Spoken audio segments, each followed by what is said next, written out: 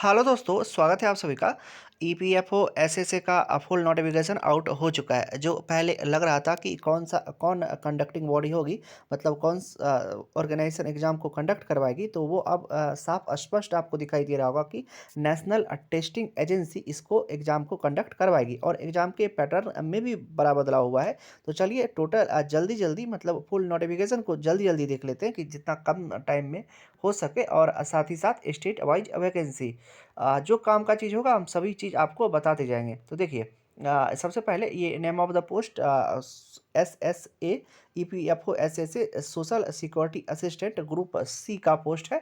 और यहाँ पे लेवल 5 का सैलरी दिया हुआ है। 27 मार्च से लेकर के 26 अप्रैल तक आप इसके लिए अप्लाई कर सकते हैं। अगर आप SC ST PWB female candidate हैं तो नील फीस, और अगर ऑल अदर कैटेगरी से हैं, किसी भी अदर कैटेगरी से है, मतलब जनरल और OBC से है और मेल कैंडिडेट है, तो 700 फीस आपका लगेगा। अब चलिए जल्दी से एक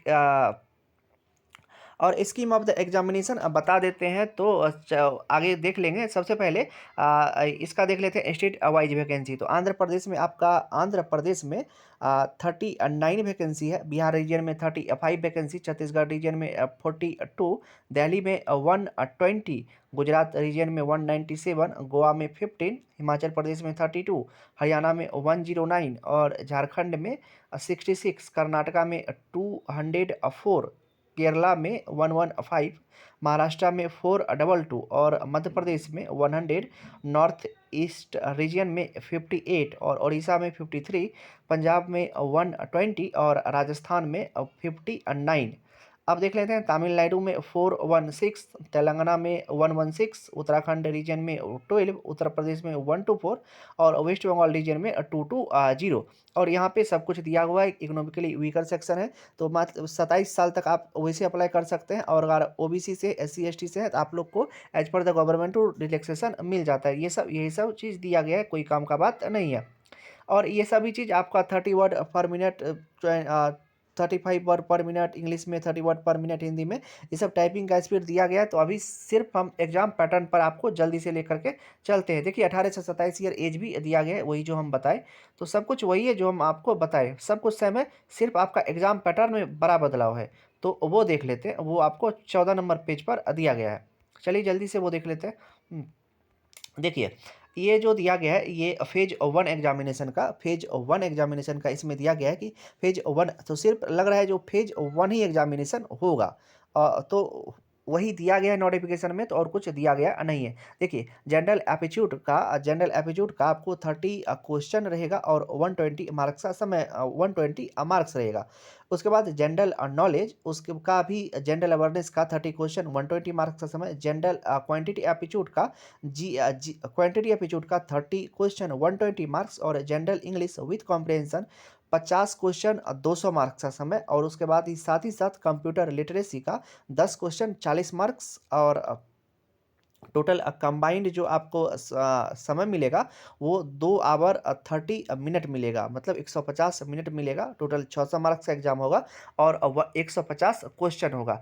इस सभी सेक्शन 4 मार्क्स का होगा। और इसमें दिया गया है कि English comprehension shall will be objective, मतलब इंग्लिश का 7 स्टार लगाया हुआ है। तो कुछ इसमें हो सकता है। देखिए टोटल मार्क्स जो होगा वो 600 का होगा, टोटल मार्क्स जो होगा वो 600 होगा। और इसमें जो पासिंग होगा वो 1:10 के 1:10 में, जैसे आपका IBPS प्री में होता है, तो उसी रेशियो में आपका सिलेक्शन होगा। किसके लिए सिलेक्शन होगा, तो डाटा एंट्री के लिए सिलेक्शन होगा। उसके बाद आपका जो टाइपिंग वाला है, मतलब 35 वर्ड पर minute in English and 30 word पर मिनट इन हिंदी, वो टाइपिंग टेस्ट होगा। अगर आप उसमें क्वालिफाई कर लेते हैं, अब कहता है computer test will be qualifying in nature, marks obtained will be not record in for merit ranking. मतलब फेज 1 का जो मार्क्स है, सिर्फ उसी को लिया जाएगा आपका मेरिट लिस्ट पे, इसको नहीं लिया जाएगा फेज 2 वाले का। ये सिर्फ क्वालिफाइंग है। और qualifying marks in phase 1 main exam will be decided as per the discretion of EPFO।